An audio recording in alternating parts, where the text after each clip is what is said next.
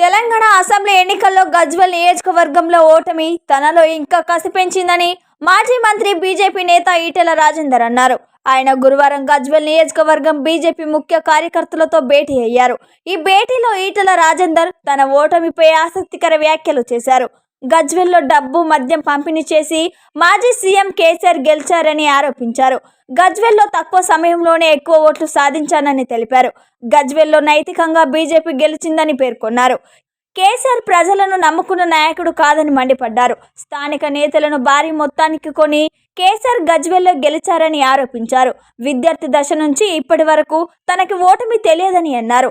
గజ్వేల్లో ఓటమి తనలో ఇంకా కసి పెంచిందని రాజేందర్ తెలిపారు. ఇటీవల జరిగిన తెలంగాణ అసెంబ్లీ ఎన్నికల్లో 2 చోట్ల టికెట్ దక్కించుకున్న ఈటెల రాజేందర్ ఆ 2 చోట్ల ఓడిపోవటం గమనార్హం.